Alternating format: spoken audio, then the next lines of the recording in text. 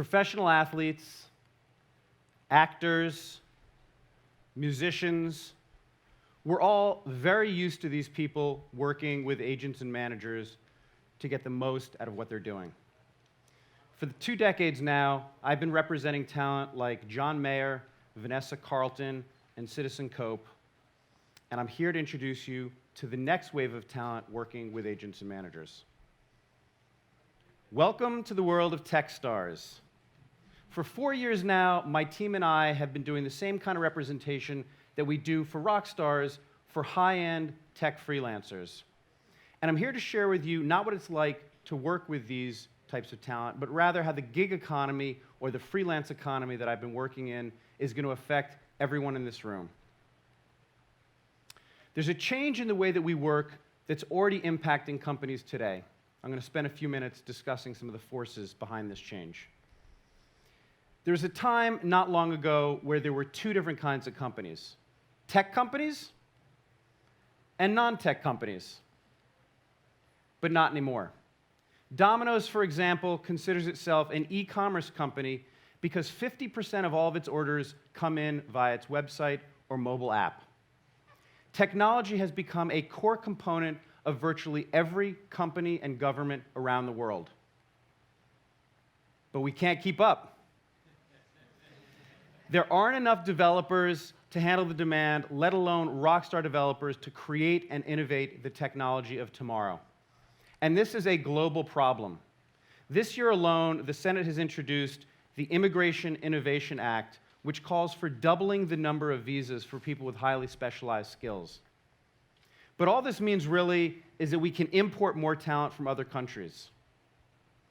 This bill is far from a slam dunk, and in and of itself doesn't do much to stem the tide. Wired, for example, wrote an article earlier this year that stated there are as many as 500,000 unfilled tech positions. It's no wonder that big tech companies are doing unprecedented things to lure and keep employees. I told you that there's a fundamental shift in the way we work. These are some of the things we're already seeing in the marketplace today. Compare this to your understanding of work over the last century. Everybody here is familiar with the crazy campuses that Google has, that Facebook has, that Apple has. But have you seen their cafeterias? They are so lavish that the IRS is considering taxing employees' meals as income. Airbnb gives their employees $2,000 a year for personal travel, and our very own TED requires 2-week mandatory summer vacations. These companies understand that the key to a happy employee is a work environment that fosters creativity and autonomy. But that's only part of the picture. These companies have learned that the nature of work itself is changing, which leads me to the next unstoppable force in the workplace evolution. Who are the workers of tomorrow? By 2025, 60 million baby boomers will have left the workforce. Replacing them will be 40 million millennials. This presents a couple of unique issues. The first is math. There just won't be as many people in the workforce. The other is worker style. As I'm sure many of you are already familiar with, the millennial work style is simply different from their forefathers. In the tech world, I refer to these workers, these new workers, as innovative millennials. But who are they?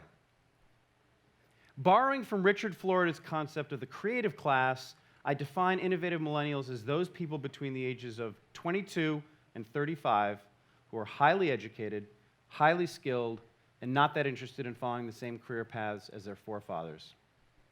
They view work more as a calling and less of a job. These innovative millennials are as likely to be freelancers as they are to create their own startups or to work for a company. They're as likely to work from home, a co-working space, or a coffee shop, and the 9-to-5 workday doesn't apply. I was going to make a joke here about the movie 9 to 5 and Dolly Parton, but I thought better of it. These millennials have created some of the most innovative products that we now take for granted, and they're changing the way work is happening. But, you guessed it, there aren't enough innovative millennials to go around. Technology will continue to explode and demand more talent. The talented people to do the work are in short supply, And the workforce of tomorrow is going to look for greater variety, freedom, autonomy, and non-traditional forms of work. We've entered the age of the freelancer. In 1995, I started an entertainment management company called Brickwall Management with my longtime friend Michael Solomon. As the internet began to play a bigger and bigger role in our world, we started to hire tech freelancers to help build web properties for our clients. Then we hired these same people to build apps and app platforms for the entertainment world. But all through the process, we hoped that there was somebody that these developers could work with to help them stay on scope, to help them communicate better and deliver elements on time. Essentially, somebody in the process to make sure things worked well and smoothly. We kept this in mind for the next decade. Then in 2010, there was an article that ran in Business Insider. I'm sure you can figure out where the story goes from here. We're already working with rock stars. Why shouldn't we work with the next wave of rock stars, developers? So in 2011, we set out to find our first rock star freelance developer to work with. We found him in San Francisco. I know that's a big shock to all of you. His name is Altai Gavench. He's a Harvard alumnus and a musician. By the end of 2011, we had helped to make him more money. We were handling all of his business and freed up his time to work on the code. This made him and the companies he was working with extremely happy. By the end of that same year, he had jealous coder friends coming to him asking where they can get representation, and so he approached us about partnering to help us grow our business. In 2012, that partnership was formalized into 10x Management, the first of its kind tech talent agency. We call what we do Genius on Demand. We talk to hundreds of different companies of all shapes and sizes who all have the same complaint. They can't find qualified people to build their tech. And yet, many of these same companies are set up only to employ full-time in-office workers. They're not yet set up to take advantage of the burgeoning freelance economy. This has to change. If there's a talent shortage and the workforce of tomorrow is looking for different types of work opportunities, how are governments and companies going to remain competitive? The world is bending towards the freelance economy. This means we have to change the way we do business with freelancers.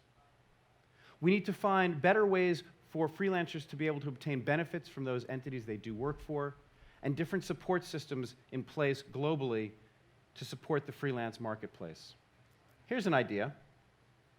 What about an insurance expense pool where employers can contribute proportionally based on a certain amount of time that a freelancer does work for them?